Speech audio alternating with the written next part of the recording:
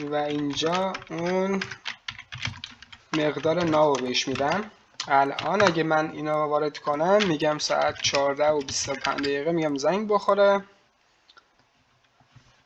الان دوستان این قشنگتر شد، ما داریم ثانیه ها رو میبینیم که چطوری داره میگذره و ساعت 14:25 که بشه زنگ میخوره.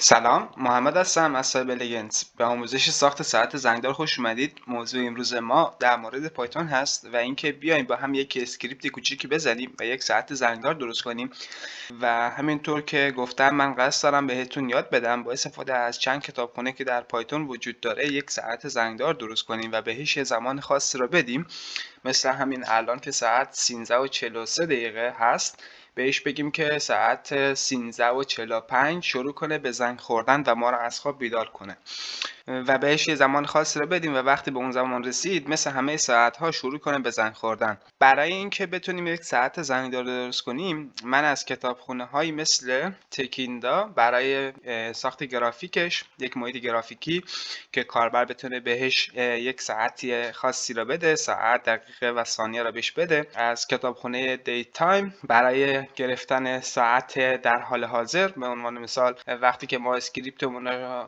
ران می‌کنیم خود اسکریپت اینا بفهمه که ساعت الان 3:45 هست و باید ساعت 3 شروع کنه به زنگ خوردن. از این کتابخونه استفاده میکنیم، از کتابخونه تایم استفاده میکنیم و از کتابخونه پلیسانت. کتابخونه پلیسانت این قابلیت به ما میده که بیاد این موزیک رو به عنوان مثال برای ما بازپخش کنه. خب من از قبل یک فایلی درست کردم اینجا که اسمش گذاشتم alarm.py. یک موزیکی از قبل رو دانلود کردم که الان یک بار برای شما پخش میکنم.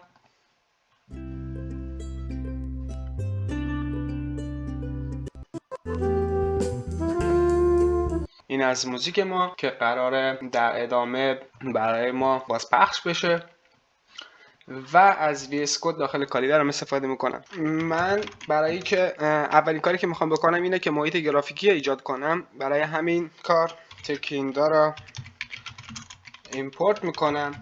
میگم از کتابخونه تکیندا ایمپورت کن همه ماژول هایی که خودش داره. میام چیکار میکنم؟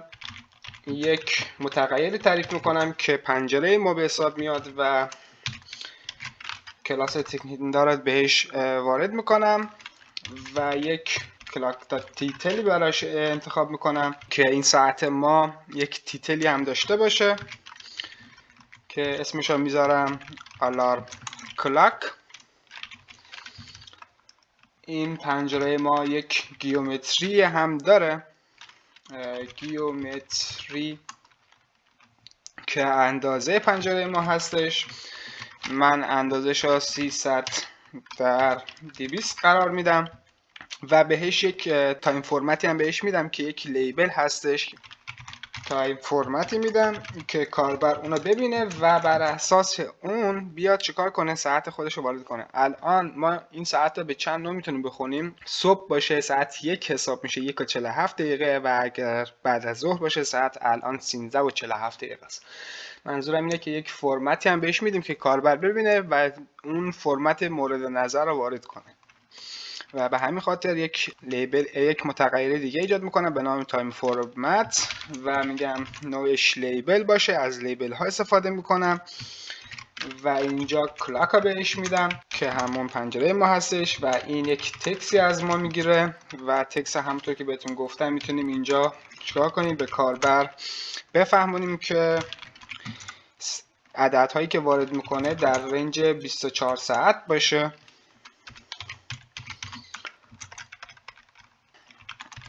فرمت و بیرون از این میام چیکار میکنم؟ یک بک‌گراندی بهش میدم که میگم بک‌گراندش هم یک FG که همون مخفف فرمت بک‌گراندش هست، میگم گرین باشه و یک فونتی براش در نظر میگیرم که همون فونت آریا باشه و اینجا از یک تابع دیگه استفاده میکنم به نام place که اینها داخل خود تکیندا نوشته شده. محیطش رو تعیین میکنم، اون جایی که باید این تکستمون قرار بگیره و میگم که 36x باشه و اپسیلونش هم 120 باشه. خب این تا اینجای کار. یک بار بیایم این کلاک دات مین لوپ رو ببندیم و ببینیم که به چه صورتی شد. من از اینجا ترمینال رو باز میکنم و یک بار آلارم رو صدا میکنم، میگه دیفاینت نشده. تیکی. خب همینطور که مشاهده میکنید دوستان، این اولین پنجره ما هستش که به این صورته. اینجا همون تکسی بود که من بهتون گفتم. این تکس ما هستش که اینجا تعریف کردیم.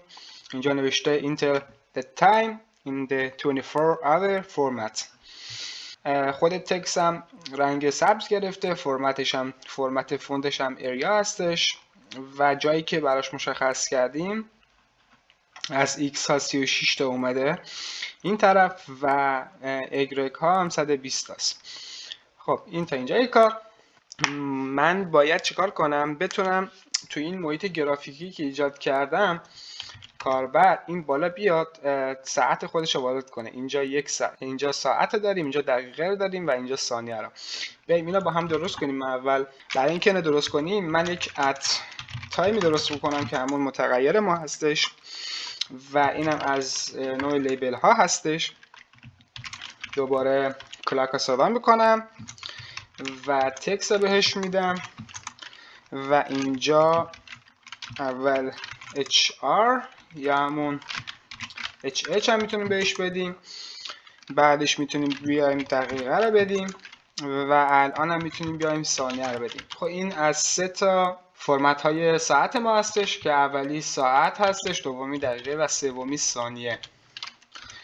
و الان یک فونت براش در نظر میگیرم که همون میتونیم بیایم اینجوری هم انجام بدیم. مساوی میذارم، فونتش نوعش اریا دوباره انتخاب میکنم و سایزش میگم 13 باشه و در آخرم یک نورمال بهش میدم. اینجا هم براش نورمال در انتخاب میکنم و بیرون از این پرانتز میام چیکار میکنم، نقطه پلیسش انتخاب میکنم.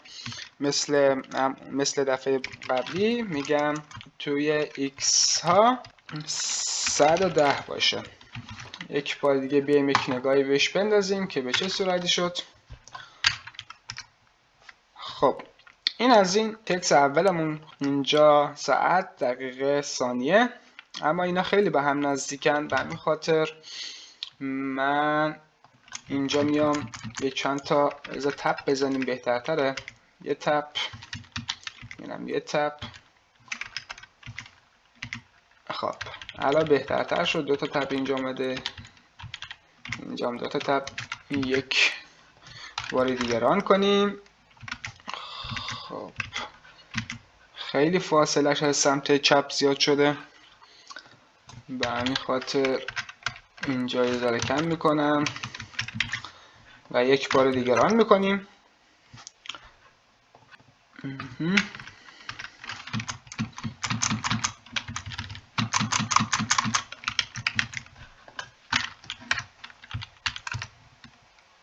خب ثانیه که اصلا رفت بیرون از این و این بیاد برگرده. فکر کنم همین اوکیه. آره همینه میذاریم. فقط من اینجا به جایی که 110 تا باشه میگم 90 تا. فکر کنم حالا بهتر شد. آره خب اینم از این که کاربر بدونه کجا مقادیر خودش رو وارد کنه، ساعت خودش رو وارد کنه که بعد چه حسبی هستش.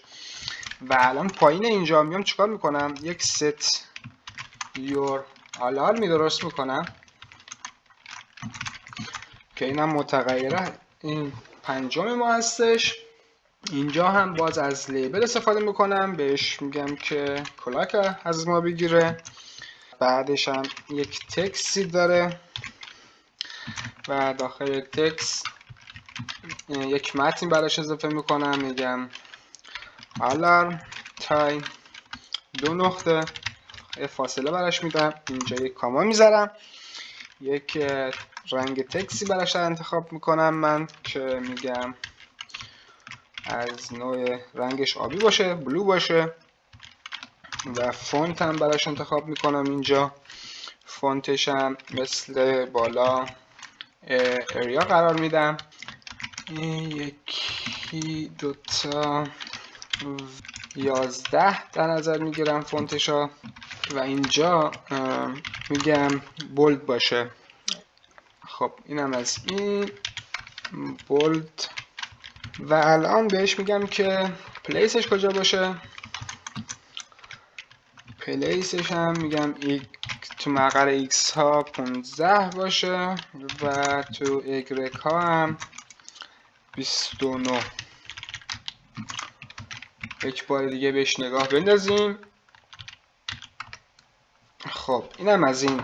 داره ساعت زنگدار ما کم کم کامل میشه، محیط گرافیکیش. این چیزا ساعت اصلیه، یه ذره اوکیش کنیم، ما همون ساعت بذاریم. الان بهتر شد، 110 بهتره فکر کنم.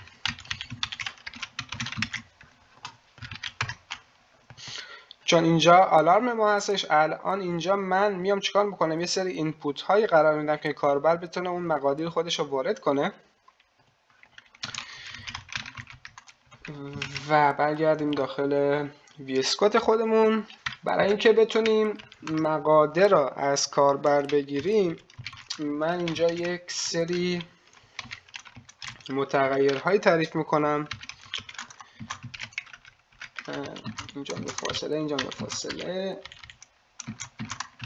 خب اینم از این، از نوع استرینگ ور هستش اینا، و همینا کپی میکنم من دوباره، اینجا پیست میکنم، اینجا پیست میکنم. خب این سه تا از استرینگ های ما، که این استرینگ ها همونطور که بهتون گفتم زیر HH میاد، زیر مینوت میاد، زیر سکند میاد، که کاربر میتونه اینجا بیاد چیکار کنه، اون اعداد خودش رو وارد کنه و از نوع استرینگ ور هستش اینا.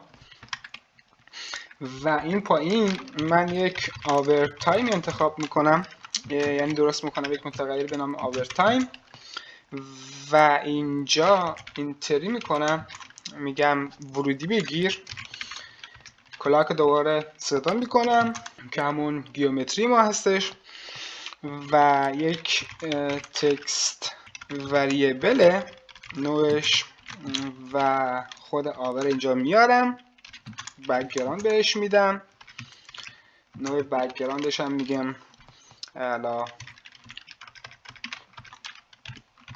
پینک باشه، صورتی باشه، ارزش رو بهش میدم ویت که 15 باشه. در آخرم مثل دفعات قبل یک پلیسی بهش اضافه میکنم که این باید چسبیده باشه، و پلیسش هم توی محور x ها 110 باشه، چون اینجا ما 110 قرار دادیم. این از این، و داخل محور ایگرک ها هم 30 باشه. الان این از ساعتمون. یک وریبل دیگه برای دقیقه انتخاب میکنم، نوعش هم اینتری باشه، مثل بالا کلاک باشه، و همین من یک بار کپی پیست کنم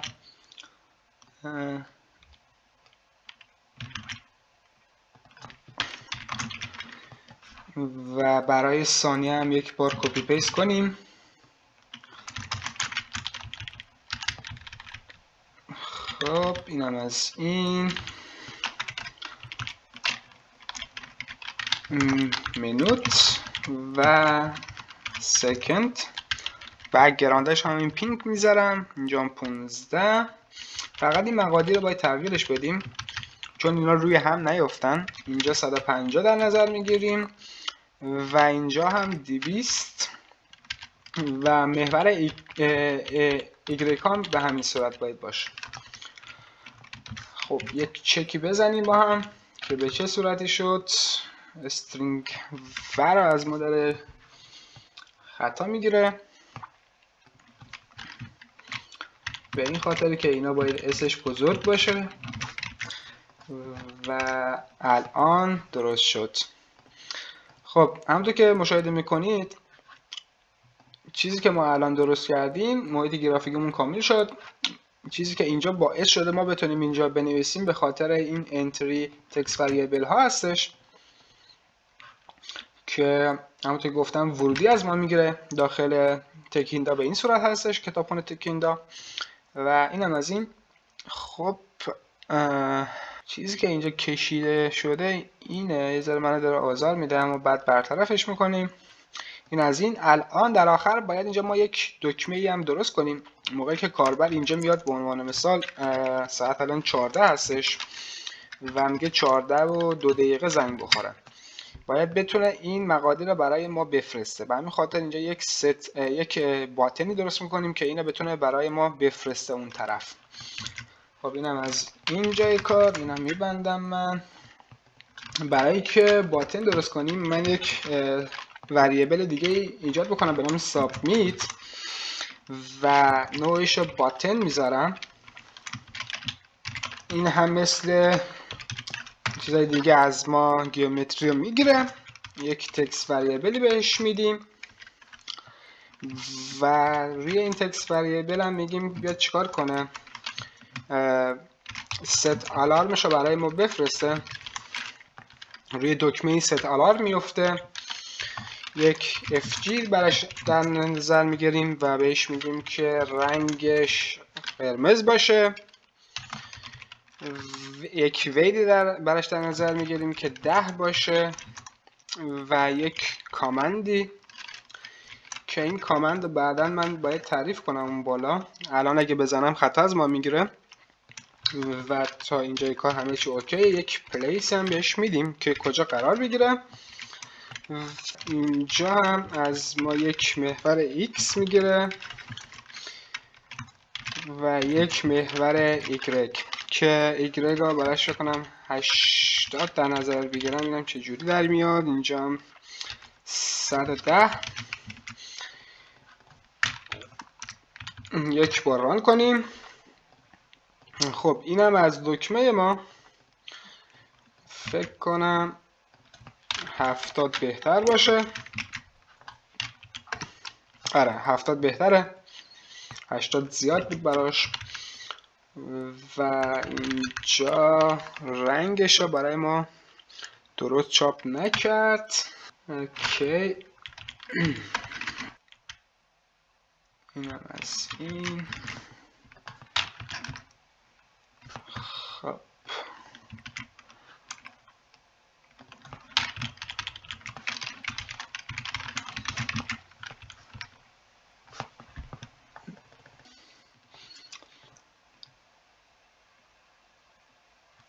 آها مشکل فهمیدم، باید تکست باشه، ما اشتباه زدیم. الان درست شد. اینم از دکمه ما. خب تا اینجا کار ما چیکار کردیم دوستان؟ یه جنبندی بکنیم. اومدیم اول محیط گرافیک خودمون رو درست کردیم، کتابخونه رو امپورت کردیم، یک گیومتری درست کردیم به نام کلاک و اومدیم یک تیتل براش دادیم، یک گیومتری براش ست کردیم، یک تایم فرمتی در نظر گرفتیم که کاربر ببینه که به چه نوع باید اعدادهای خودش رو وارد کنه. یک رنگی براش در نظر گرفتیم، فون در نظر گرفتیم و مکانی که باید این بازپخش بشه به کاربر روی اون گیومتری ما نشون داده بشه در نظر گرفتیم که توی محور x 36 و y 120 بود. یک اد تایمی درست کردیم، اونم از نوع لیبل ها که از ما کلاک گرفت، گیومتری کلاک گرفت. یک تکستی داره که ساعت و دقیقه و ثانیه را بهش دادیم. یک نوع فونت داره 13، نوع فونتش اریا هستش و 13 نورمال بود. اینجا نورمال همون تکست نورماله، بولد اونو بزرگتر نشون میده، درشتر نشون میده. یک مکانی از ما گرفت و یک set your alert در نظر گرفتیم که نوعش لیبل بود.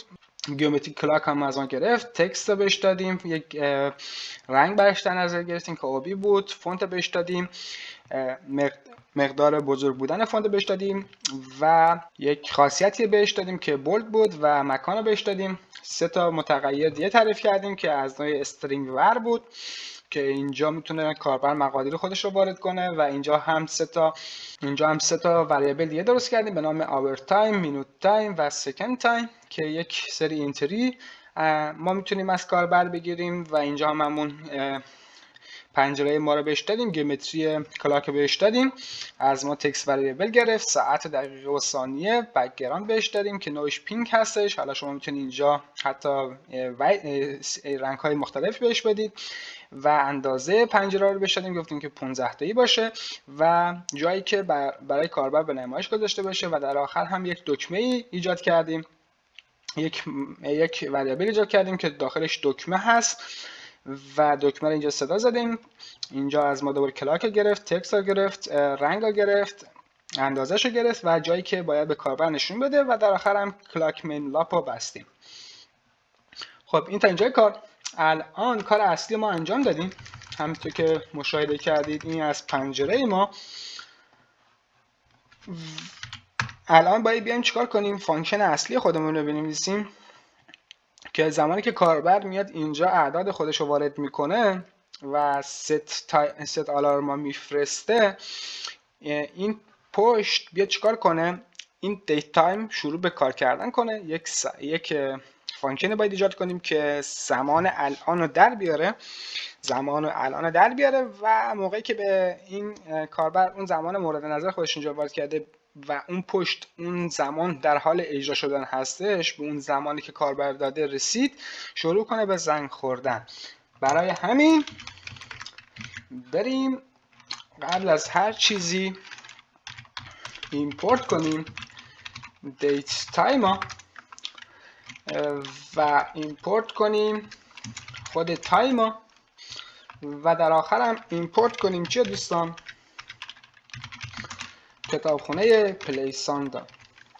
این پلیساند همونطور که بهتون گفتم باعث میشه که برای یک فانکشن ایجاد بکنیم وقتی که ساعت به اون ساعت خاصی که کاربر رسید بیاد این کتابخونه یک موزیکی هم برای ما بازپخش کنه. خب من یک فانکشن ایجاد بکنم به نام آلارم که این فانکشن آلارم از ما یک ورودی بعداً میگیره توی خود فانکشنی که صدا میزنیم و اسمش رو تایمر من قرار میدم. اینجا اولین کاری که من میخوام بکنم چیه دوستان؟ میام زمان اصلی در میارم که الان ساعت 14:09 است و این کار من میتونم با ساخت یک متغیر دیگه به نام اسمش رو بذاریم current time اسمش رو قرار میدم که زمان همین الان هستش و از کتابخونه date time میام date time رو دوباره صدا میکنم و میگم زمان الان رو برای من در بیار. این از این یک متغیر ناو هم من در نظر میگیرم که بعد بتونم این دوتا رو با هم مقایسه کنم. برای اینکه بتونیم دوباره این کار انجام بدیم من از current time میام چیکار میکنم؟ stf time اگه اشتباه نکنم میام اینا به قسمت های مختلفی تقسیم بکنم که اینجا با استفاده از پرسنت این کار رو میتونیم بکنیم. اولی اشتونده است، بعد دوپل پونکت، اولی ساعت، بعد دقیقه است و بعد هم ثانیه. این از اینجای کار. خب ما الان چیکار کردیم؟ اومدیم یک متغیر ایجاد کردیم و زمان همین الان رو ریختیم توی این متغیره. یک متغیر دیگه ایجاد کردیم، اونها را تقسیم بندی کردیم به ساعت و دقیقه و ثانیه و اینو ریختیم داخل ناون. یک متغیر دیگه به نام ناون. الان من اینجا میام یک دستوری چک میکنم با استفاده از if، میگم اگه زمان الانم با اون چیزی بود که اینجا من ست کردم کاربر برای من فرستاده بیا چیکار کن؟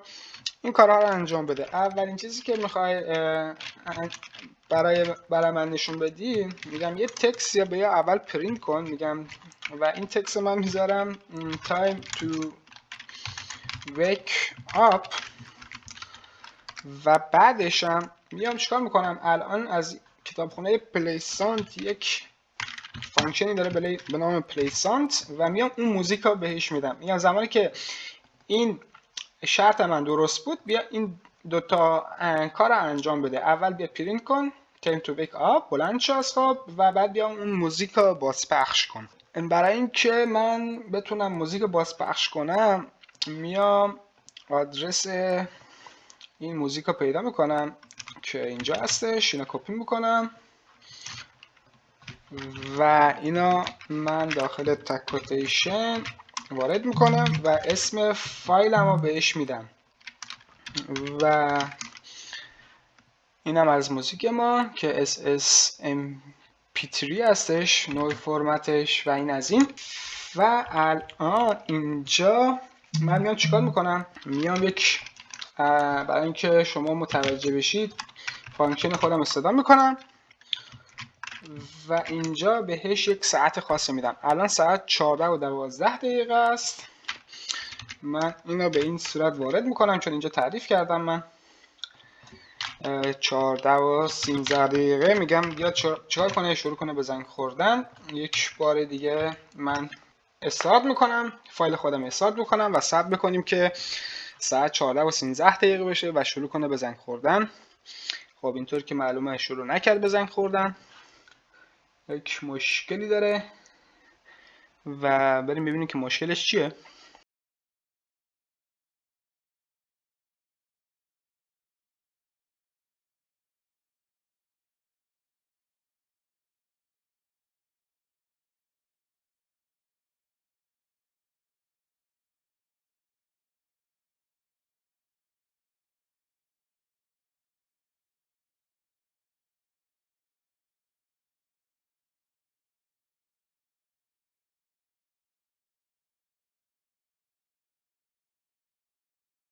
مشکل فهمیدن دوستان چیه؟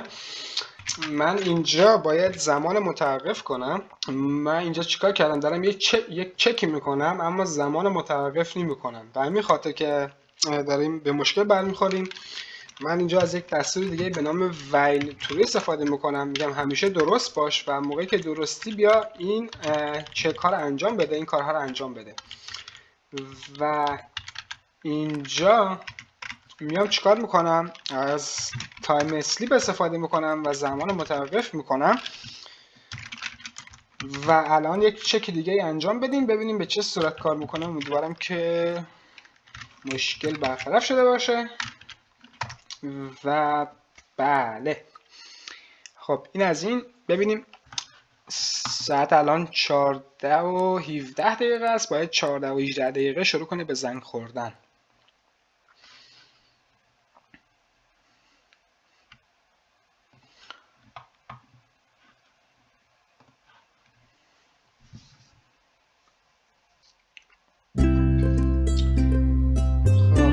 از این ساعتمون هم شروع کرد به زنگ خوردن دوستان.